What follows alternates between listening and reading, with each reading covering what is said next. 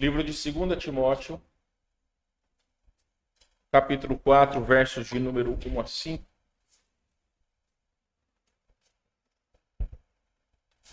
Esta noite, meus irmãos, eu quero desafiá-los pela palavra de Deus com o seguinte assunto: vencendo o medo e a inércia para cumprir a grande comissão. Vencendo o medo e a inércia para cumprir a grande comissão. 2 Timóteo, capítulo 4, versos de 1 a 5. É o nosso texto introdutório, mas nós teremos outros textos que corroborarão com aquilo que nós falaremos essa noite. E o meu desejo, meus irmãos, é que cada um, ao sair daqui essa noite, se sinta motivado a anunciar o Evangelho da forma que você puder, da forma que, dentro das suas possibilidades, você seja testemunha do amor de Jesus Cristo. A palavra de Deus nos fala em 2 Timóteo, capítulo de número 4. Conjuro-te perante Deus e Cristo Jesus, que há de julgar vivos e mortos, pela sua manifestação e pelo seu reino. Prega a palavra, insta, quer seja oportuno, quer não. Corrige, repreende, exorta com toda longanimidade e doutrina, pois haverá tempo em que não suportarão a sã doutrina, pelo contrário, cercar-se-ão de mestres segundo as suas próprias cobiças, como que sentindo coceira nos ouvidos, e se recusarão a dar ouvidos à verdade, entregando-se às fábulas. Tu, porém, se sóbrio em todas as coisas, suporta as aflições, faze o trabalho de um evangelista, cumpre cabalmente o teu ministério. Vamos orar. Amado Senhor, nós estamos diante do teu povo e o teu povo diante do Senhor, a fim de que pela sua palavra, por meio do Espírito Santo, dirija os nossos corações. Levanta-nos, Senhor Deus, a fim de que não sejamos inertes, a fim de que a tua palavra quebrante as barreiras ou pelo menos quebre as barreiras que nos impedem de testemunharmos o seu grande amor. Eu agradeço, Senhor Deus, por esta igreja ser fruto de missões e pelo investimento feito nesses meses que, pela graça do Senhor, não tem faltado aos nossos missionários.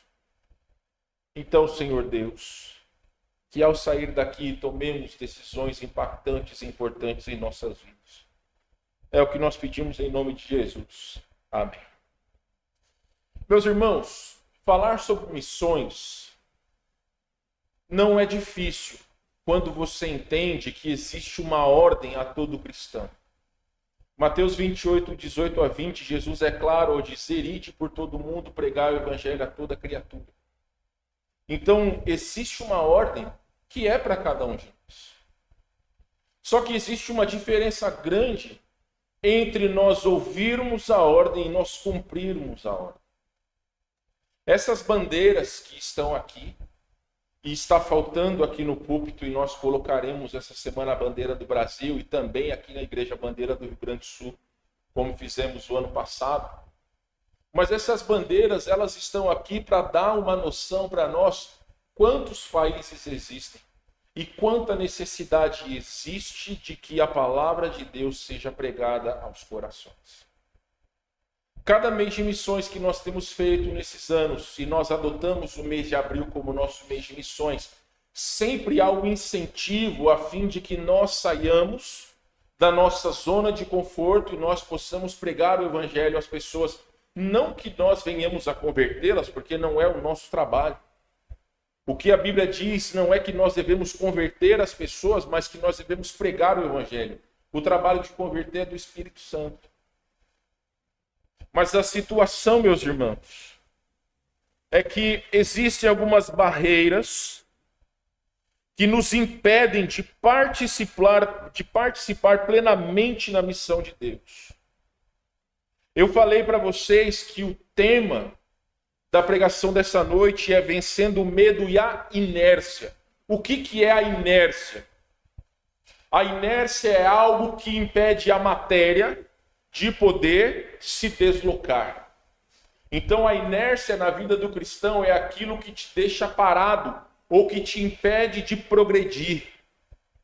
Porque quando nós falamos, ou pelo menos eu me lembro, e eu não vou fazer isso aqui com os irmãos, por mais que francamente eu tenha o desejo, mas eu me lembro que lá uns 20 anos atrás, na Igreja Batista Nova Vida, em Barueri, São Paulo, houve um curso da APEC que fala especificamente sobre crianças, Ministério Infantil, onde os missionários que lá estavam, eles fizeram as pessoas que estavam ali para aprender sobre como trabalhar no Ministério Infantil. E eu posso dizer a vocês que talvez tinha umas 50 pessoas. E eles fizeram duplas entre aquelas pessoas e disseram o seguinte: evangelize um ao outro. Então eles deram um período para que nós pudéssemos falar de Cristo. É como se, por exemplo, eu e o Davi fôssemos uma dupla. O Davi ficaria de frente para mim, eu de frente para o Davi, e eu teria que evangelizar o Davi. E o Davi teria que me evangelizar. Não é que nós estaríamos com uma prancheta anotando, ele falou certo, ele falou... Não. Era um meio de poder destravar algo que, por vezes, pessoas tremem na base quando sabem que precisam falar de Cristo. E aquilo é algo benéfico, ou foi algo benéfico, porque, posteriormente, nós aprendemos e nos ensinaram a maneira pela qual nós vamos conduzir uma pessoa a Cristo. Aquilo que eu já lhes falei que semana que vem na escola dominical nós vamos fazer. Não, nós não vamos fazer duplas, eu não vou fazer que vocês fiquem de frente um para o outro, mas nós vamos ensiná-los pela palavra de Deus como você pode abrir a sua Bíblia e você pode anunciar o Evangelho de maneira fácil, de maneira simples. Porque, meus irmãos, no meio de missões, nós não estamos aqui para falar sobre ofertas missionárias. O importante é desafiá-los a fim de que todos nós nos levantemos para que o Evangelho seja pregado, para que o Evangelho seja anunciado. E não só dentro do ministério da igreja, mas aonde quer que nós estejamos. Então, meus irmãos amados, eu quero com vocês examinar as raízes desses medos e da inércia que muitas vezes nos impedem de progredir na vida espiritual, mas também os meios bíblicos para podermos avançar. Então, primeiramente, eu quero identificar as barreiras com vocês. Existem, então, algumas barreiras comuns que nos impedem, ou pelo menos impedem boa parte dos cristãos, de se envolverem em missões. Muitas pessoas deixam de falar de Cristo por medo de serem rejeitados. Muitas pessoas deixam de falar de Cristo pelo medo do desconhecido. Porque talvez nunca se colocaram numa posição onde teriam que abrir a sua Bíblia e falar do Evangelho. Além do medo da rejeição e do medo do desconhecido, pessoas deixam de pregar a Cristo pelo medo de serem ridicularizados. Então, quando nós falamos sobre a questão da rejeição, muitos de nós hesitamos ou temos dificuldade em compartilhar o Evangelho por medo do que a outra pessoa vai dizer para nós. Talvez vai rir da sua cara. Ou como acontece por vezes quando você quer entregar um folheto. E isso, francamente, acontece bastante comigo, porque é uma pessoa do meu tamanho, da minha estatura, da minha largura, né? Entregando um folheto, talvez a pessoa olha para minha cara e acha que é folheto de comida. Talvez. Mas quando eu falo que é um folheto da palavra de Deus, às vezes a pessoa ela fica meio assim, em dúvida se ela vai pegar ou não.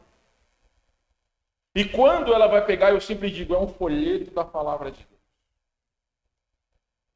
Quando a pessoa recebe, eu fico alegre. Quando a pessoa não recebe, francamente, no meu coração, eu fico triste. Mas uma coisa que, francamente, eu me flagro, meus irmãos, é de entregar um folheto para quem quer que seja, assim como eu lhes falei, na situação que eu me encontrei e ainda me encontro, as oportunidades que eu tenho nos médicos, como, por exemplo, amanhã eu tenho um exame pela manhã, Eu procuro sempre entregar os folhetos para as pessoas que me atendem, seja na hora que estão ali para fazer o meu cadastro, as pessoas que estão nas cabines de estacionamento, as pessoas que me atendem nos médicos ou as pessoas que estão ali, os enfermeiros. São oportunidades que eu entendo que Deus me dá para poder entregar uns folhetos para aquelas pessoas que talvez eu nunca verei na minha vida novamente. Mas a minha responsabilidade não é pará-las no seu momento de trabalho, mas é poder de alguma forma compartilhar a palavra.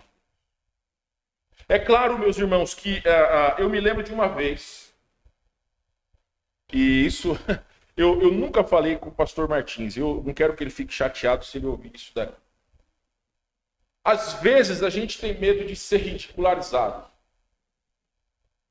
Uma vez eu estava fazendo um aplicativo de inglês, que você tinha que ler umas frases em inglês, e aí você podia mandar para alguém, para a pessoa ouvir a sua pronúncia e você ver se estava tudo bem. E aí eu lá super feliz, sorridente, eu fiz lá, mandei para o pastor Martins, ele mandou um áudio para mim, rindo da minha cara, porque eu estava falando corretamente, mas eu estava imitando exatamente a tonalidade do aplicativo. Então, se o aplicativo falava good afternoon, eu mandava good afternoon, em vez de falar good afternoon. Então, quando ele mandou o áudio para mim, eu já falei, não mando mais para ele. Sabe, aquela síndrome da criança birrenta, não quero brincar mais. Agora, eu me lembro, muitas vezes, quando os pobres dos missionários americanos falam alguma palavra errada e a gente olha para cá e... Os missionários americanos que já passaram pela nossa vida, meus irmãos, pobre deles. Se você parar para pensar, nem nós mesmos falamos o português correto. E muitas vezes nós queremos que eles falem português. E aí você imagina o seguinte, ninguém gosta de ser ridicularizado pelo que quer que seja. E o maior problema, talvez, é que pessoas pensam o seguinte, eu não vou falar da palavra de Deus porque eu tenho medo do que a pessoa vai dizer, ou eu vou me perder, ou eu vou gaguejar, ou eu não sei como falar, ou vai me dar um branco. Essa é uma situação que nos trava por vezes. Mas olha o que fala, meus irmãos, ou olha o que Paulo diz a Timóteo em 2 Timóteo 1,7. Veja comigo, 2 Timóteo 1,7. Porque Deus não nos tem dado espírito de... O que está escrito na sua Bíblia? De covardia ou temor. Por quê? Ele fala, mas de poder, de amor e de moderação. A covardia, ou muitas vezes, aquilo que nos impede de falar não vem de Deus, vem de nós mesmos.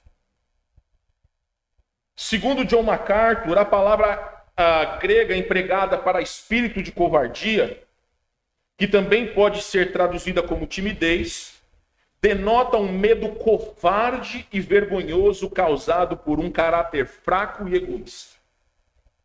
Sabe por que o orgulho é pecado? Porque por vezes a pessoa deixa de anunciar por medo de ser exposta. Então, quando nós deixamos de falar, nós estamos sendo orgulhosos. E ele ainda acrescenta o seguinte: a ameaça da perseguição romana que estava aumentando sob o domínio de Nero, a hostilidade de alguns membros da igreja em Éfeso que não gostavam da liderança de Timóteo, e os ataques dos falsos mestres com seus sofisticados sistemas de engano, podem ter sido demasiadamente opressivos para Timóteo.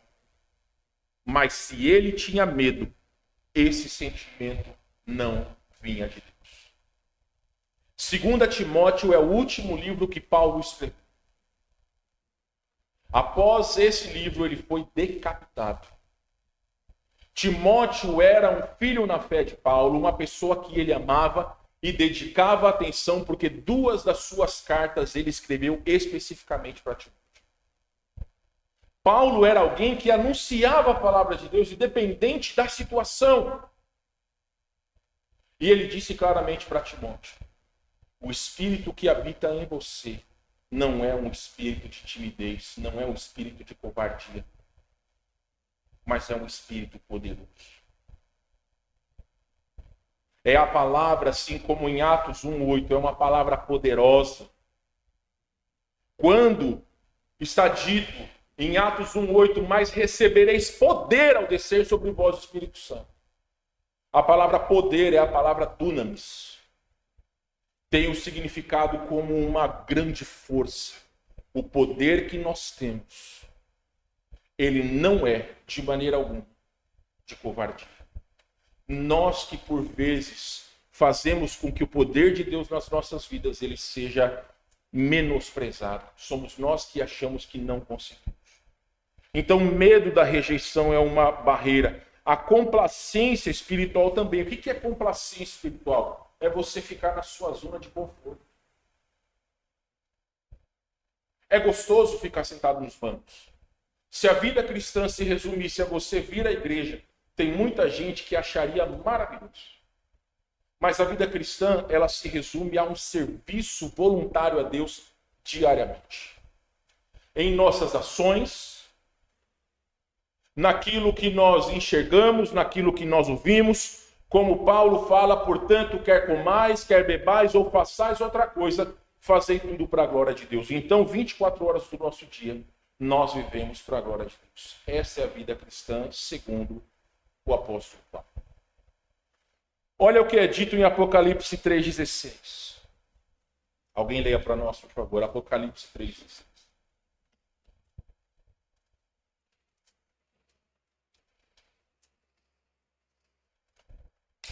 Quem achou pode ler, por favor.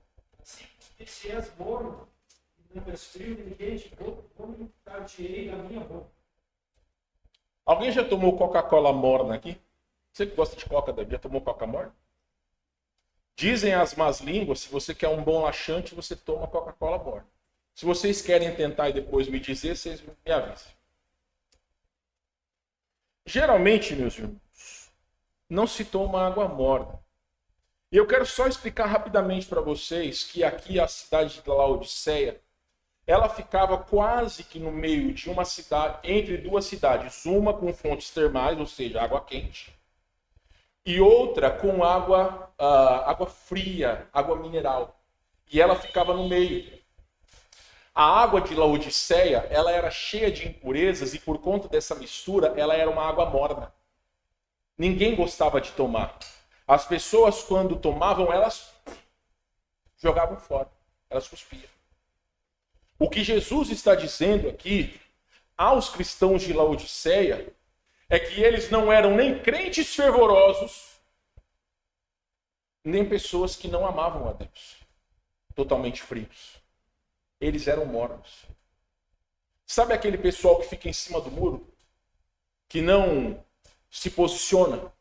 Esses eram os crentes de Laodiceia. Então Jesus está dizendo claramente que aqueles que ficam de alguma forma complacentes ou numa zona neutra, eles não servem para absolutamente nada. Um cristão que fica parado, estagnado na sua zona de conforto, ele não serve para nada. Imagine, meus irmãos, se aquela pessoa que falou para Cristo, ou falou de Cristo para você, se naquele dia ele tivesse preguiça de lhe pregar o evangelho. Ou se talvez você entregou a sua vida a Jesus numa igreja, se aquele missionário ou aquele casal, ao invés de ouvir a ordem de Deus, ao Senhor dizer, sai do seu país e vai até aquele local para fundar aquela igreja. Ah, não, isso é muito longe. Estou cansado. Deixa eu ficar aqui mesmo, sabe? É difícil, é trabalhoso demais. Será, meus irmãos, que existiria uma igreja onde nós poderíamos juntos pregar a palavra de Deus? Então notem como a vida cristã ela não pode ser regada a pessoas que ficam paradas dentro da sua zona de conforto sem avançar. E aí, meus irmãos, também o Warren Wiersbe diz o seguinte: Cristo não tem interesse num cristianismo morno, porque não tem valor. É importante nós entendermos quais são as barreiras que nos impedem de falar de Cristo, mas em segundo lugar, o que precisamos enxergar com os olhos é o poder do amor perfeito de Deus. Vá para 1 João capítulo 4, verso 18.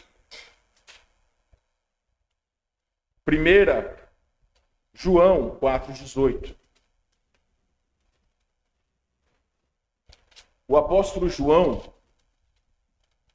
aos seus destinatários, diz o seguinte: no amor não existe medo, antes o perfeito amor lança fora o medo. Ora, o medo produz tormento, logo aquele que teme não é aperfeiçoado no amor. Então notem, como se realmente nós amamos a Deus e temos recebido o amor dele em troca, não deve existir nada que nos impeça de servirmos ao Senhor, de anunciarmos a palavra do Senhor. Isaías 41:10, você pode voltar comigo ali. Isaías 41:10 vai dizer o seguinte: não temas, porque eu sou contigo. Não te assombres, porque eu sou teu Deus. Eu te fortaleço, te ajudo e te sustento com a minha destra fiel. Então, quando nós confiamos no amor de Deus, o Senhor promete que estará conosco todos os dias. E isso para nós é importante, meus irmãos, para entender que nós não estamos sozinhos. Às vezes, quando nós entendemos, ou o Espírito Santo nos dirige sobre aquilo que nós temos que fazer, somos nós os maiores impedimentos para que a palavra seja pregada. Somos nós que colocamos barreiras. A vergonha que por vezes nós temos, ou o medo de ser ridicularizado, o medo de ser rejeitado, ou aquela síndrome de Arão, na verdade a síndrome de Moisés, né? Ai, Senhor, eu não sei falar. Por vezes, meus irmãos, nós temos facilidade naquilo que nós temos interesse. Se nós temos dificuldade em falar de Cristo, é porque nós não temos investido as nossas vidas em aprender sobre como nós podemos falar de Jesus. Nós já identificamos as barreiras, nós já entendemos sobre o poder do amor perfeito, mas também precisamos entender a importância da oração e da dependência de Deus.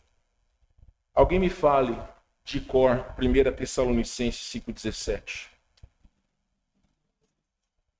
Orai sem cessar.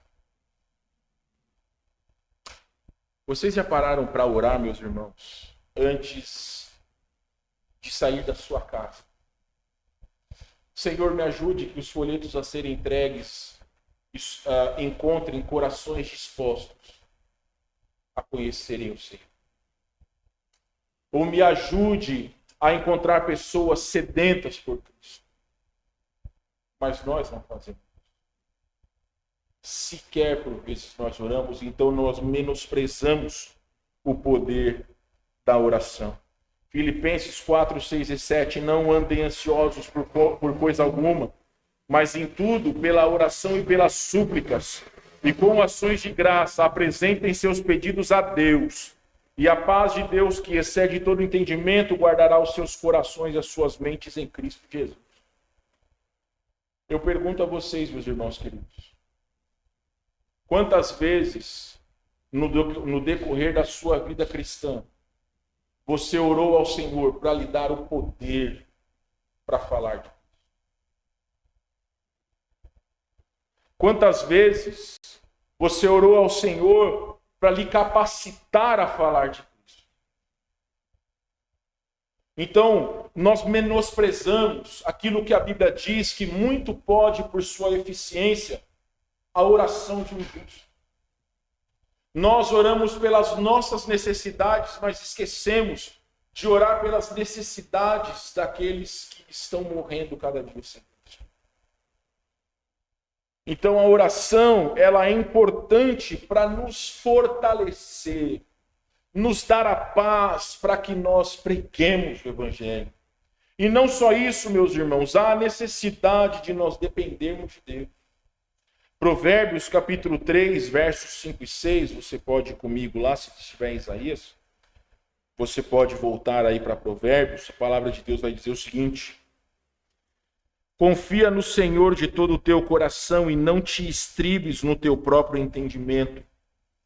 Reconhece-o em todos os teus caminhos e ele endireitará as suas veredas.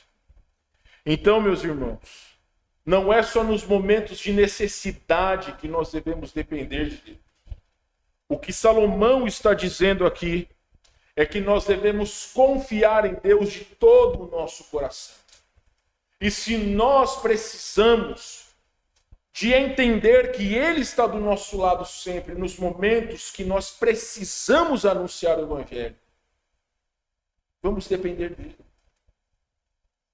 Porque se nós estamos nas situações que Ele nos coloca, é porque existe um propósito maior naquilo que Ele está permitindo nas nossas vidas. Então, meus irmãos, Deus não pode ser surpreendido. Nós não podemos surpreender a Deus.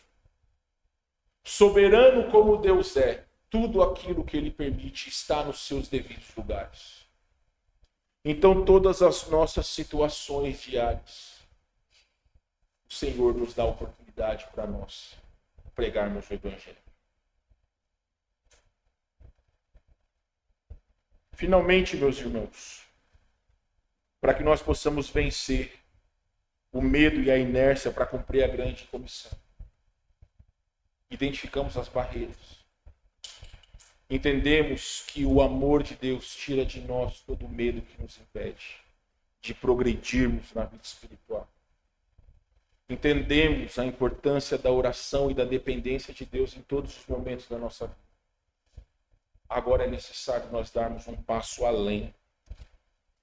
Eu já pincelei sobre essa questão da zona de conforto, mas vá comigo, por favor, para Mateus capítulo 28, versos 18 a 20.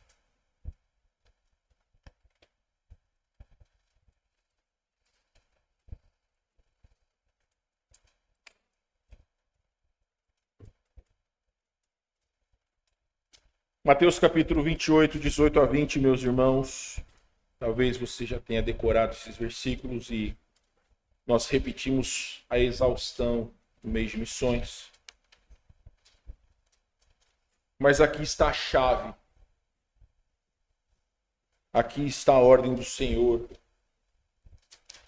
Verso 18. Jesus aproximando-se, falou-lhes dizendo: toda a autoridade me foi dada no céu e na terra. Ide, portanto, fazei discípulos de todas as nações, batizando-os em nome do Pai, do Filho e do Espírito Santo, ensinando-os a guardar todas as coisas que vos tenho ordenado.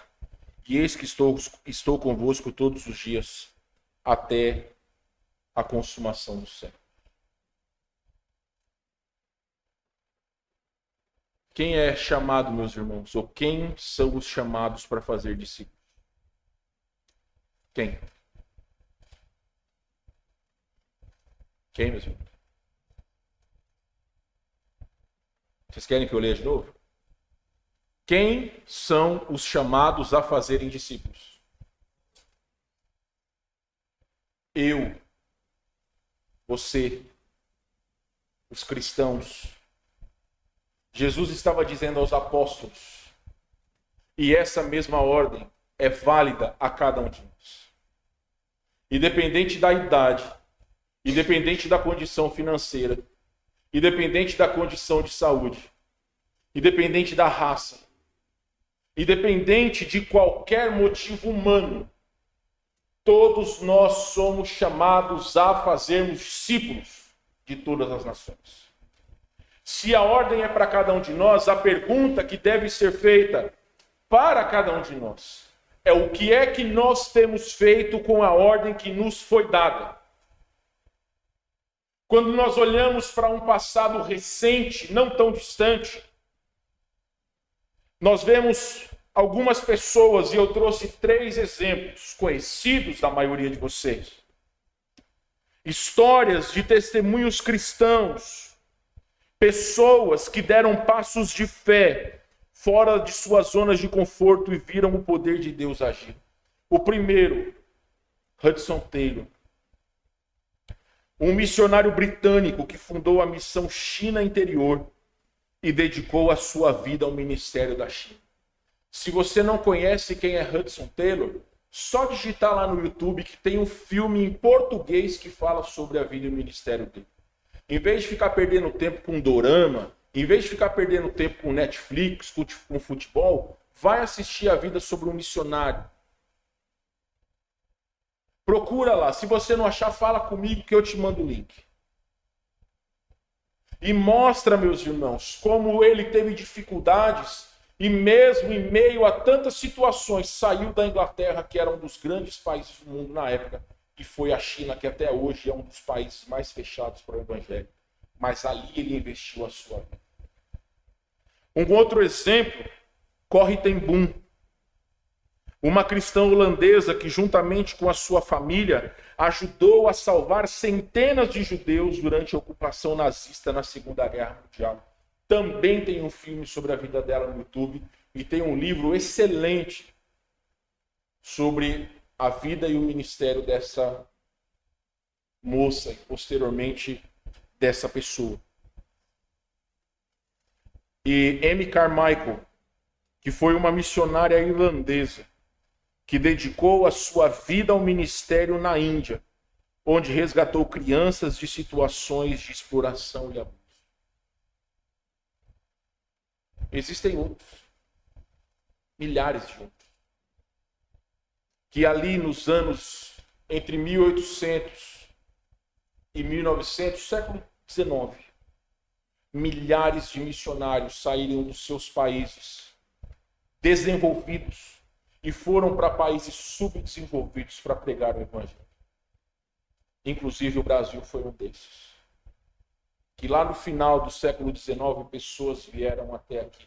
Os batistas pisaram no Brasil no final do século XIX. E aqui estamos nós, graças a homens e mulheres fiéis que serviram ao Senhor. Meus irmãos, é claro que é gostoso ficar em casa. É gostoso você sentar no seu sofá. É gostoso você pegar uma pipoquinha, você assistir uma televisãozinha. É gostoso você andar de carro pela rua. É gostoso nós fazermos a nossa rotina. Mas nós vivemos um mundo onde milhares de pessoas diariamente têm perdido as suas vidas. Se vocês estão atentos às notícias, entende que Israel foi atacado ontem à noite. E você pode perguntar, e o que eu tenho a ver com isso? Tudo nós temos a ver com isso. Porque o Salmo 106 vai dizer que bem-aventurados ou felizes são aqueles que oram pela paz de Jerusalém. E nós entendemos que a salvação vem dos judeus. Jesus foi judeu. Então também nós precisamos amar o povo de Israel. Orar pelo povo de Israel. Só que aquelas pessoas que procuram fazer o mal, elas não conhecem a Jesus. Eu vou ser franco com vocês. Eu recebo contatos de missionários querendo vir à nossa igreja apresentar o trabalho de missões. Assim como no decorrer dos anos, vários missionários vieram até aqui para apresentar o trabalho de missões. Nós viemos aqui, nós assistimos, por vezes oramos, contribuímos, mas e aí, meus irmãos, o que mais nós vamos fazer? É por isso que quando nós falamos sobre o propósito missionário, não pode ser só financeiro. O Senhor, Ele deseja os nossos corações, as nossas atitudes, e não o nosso dinheiro. Diferentemente do que é pregado aí fora, nesta igreja, o dinheiro não é o mestre, não é o norte, mas os corações dispostos a anunciarem a palavra de Deus. Josué 1:9, meus irmãos. Alguém leia para nós. Josué capítulo 1, verso de número 9.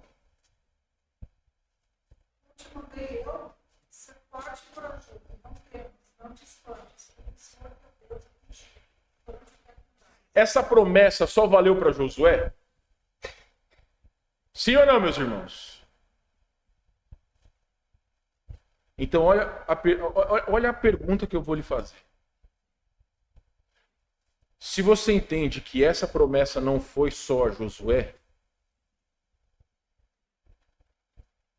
o que lhe impede de usufruir da ordem que Deus nos deu? Josué foi mandado, não foi? Nós também fomos. Foi dito para ele que Deus era com ele. Deus é conosco? Meus irmãos, nós temos exatamente as mesmas promessas de Deus a Josué. Josué precisava arregaçar as mangas e liderar um povo para entrar na terra prometida. Nós não precisamos fazer isso. O que nós precisamos fazer é abrir as nossas bocas e pregar o evangelho. Em vez de ficar postando fotinha de selfie lá no seu Instagram, lá no seu Facebook, lá no seu TikTok, lá aonde você quiser, o que não é errado, vocês podem continuar fazendo. Coloca um versículo de vez em quando. Coloca uma passagem bíblica. Coloca lá uma figura alusiva ao sacrifício de Cristo. É uma maneira de pregarmos o evangelho aos nossos contatos. Ah, pastor, eu não sei falar, meus irmãos, ninguém nasceu sabendo. Ninguém nasceu sabendo. Se nós investirmos o nosso tempo em aprender, assim como eu estou lhes dizendo, olha, se você tem interesse em aprender, nós vamos ensinar aqui. Nós temos Bíblias na igreja que você pode entregar de graça para as pessoas. Você não precisa nem comprar. É só você chegar lá para aquele porteiro de cabelo branco, lá quase sem cabelo. Você pede para ele, fala, irmão Eduardo, o senhor pode me dar umas Bíblias aí que eu quero entregar? Ele não vai te cobrar nada. Os folhetos continuam ali atrás. Notem, meus irmãos, que temos tudo aquilo que nos é necessário para fazermos a vontade de Deus. Obedecer ao chamado missionário de Deus não se trata de sentir-se confortável ou confiante, mas sim estar disposto a obedecer, independentemente dos nossos medos e incertezas. Quando chegaram para Jesus, Jesus, eu quero te servir, mas deixa primeiro eu enterrar os meus parentes, ou seja, queria esperar eles poderem morrer para que pudessem servir a Jesus. Não. Quando você olha Jesus chamando os apóstolos, tem uma palavrinha lá que muda tudo. Imediatamente. Eles largaram todas as coisas e foram servir a Jesus. E no ministério de Jesus ainda tinham pessoas que eram chamadas, mas pessoas que arrumavam desculpas e deixaram Jesus de lado. Eu me lembro, meus irmãos, que o primeiro dia das mães que eu passei aqui, porque nós chegamos em março de 2008. Primeiro dia das mães que eu passei aqui, eu confesso a vocês que eu chorei bastante por saudade da minha mãe. Mas foi a única vez.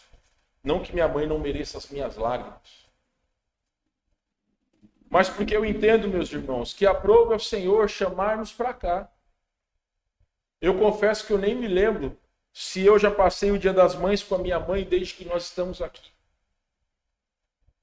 Mas eu sei, meus irmãos, que um dia, quando estiver na presença do Senhor, todos os dias eu vou poder estar junto dela. A distância hoje não nos permite estar juntos, mas acho que vai chegar um dia onde nenhuma distância vai impedir que nós estejamos todos juntos. Às vezes, nós somos os nossos maiores inimigos. Jogar a culpa no diabo é fácil, nós é que somos os nossos maiores inimigos. Volte, por favor, para 2 Timóteo, capítulo 4. Nós já estamos quase encerrando essa noite.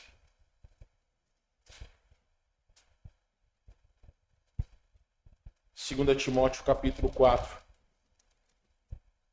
Porque eu quero apenas explicar rapidamente para vocês. Estou em 1 Timóteo. Alguém leia, por favor, verso de número 2. Pregue essa palavra, inste aquele que for de tempo de idade, se enfrenta essa sorte, toda longanimidade do. Meus irmãos, a palavra instar, ela tem o significado de algo urgente.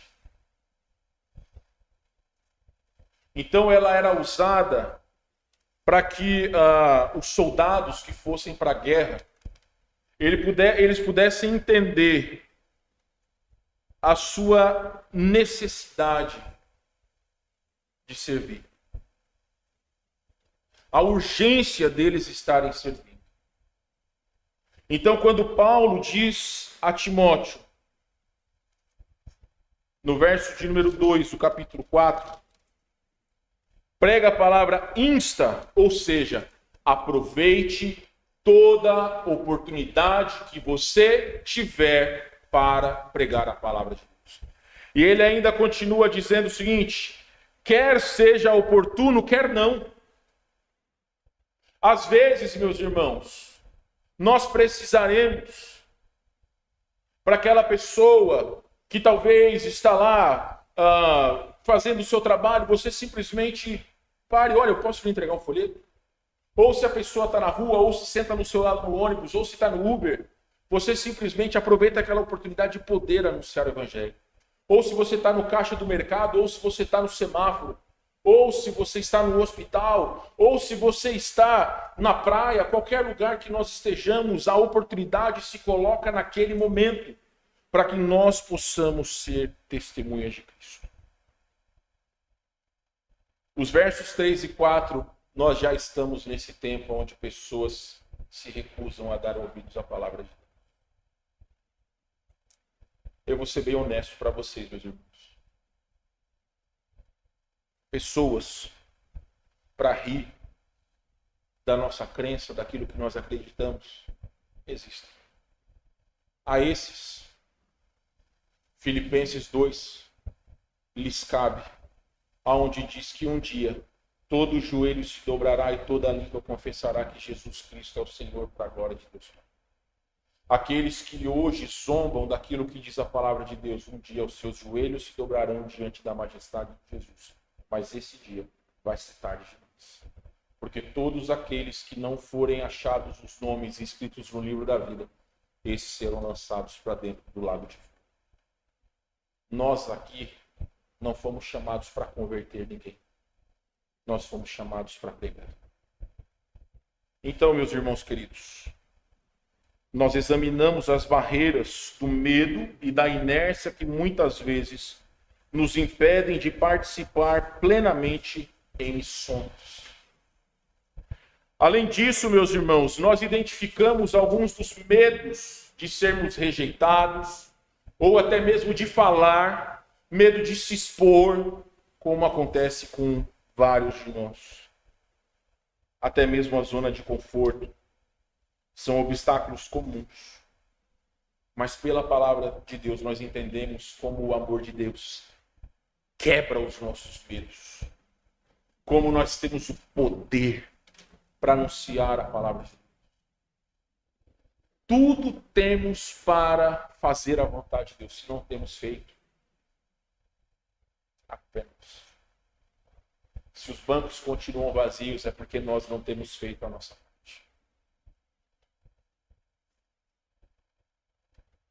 Eu quero incentivar todos vocês, meus irmãos, que despertem os seus corações o desejo de servirem ao Senhor. Nunca é tarde para alguém ser chamado para um ministério de missões. Ninguém é velho demais, ninguém tem saúde de menos, ninguém tem dinheiro de menos que não pode servir. O que nos falta é vontade. Sejamos nós aqueles que Deus vai levantar para anunciar o evangelho a toda criatura. Baixe sua cabeça, feche seu olho. Nós vamos orar. Nosso Deus, eu agradeço porque essa igreja tem respirado missões desde o seu início. E ainda hoje, 36 anos depois, aqui estamos nós anunciando a importância de pregarmos o Evangelho. Suplico, Senhor Deus, que o Espírito Santo quebrante ou quebre os nossos corações, a fim de que todas as barreiras que nós colocamos sejam tiradas. Ajuda-nos, Senhor, a sermos instrumentos nas suas mãos. Eu te peço e agradeço em nome de Jesus. Amém.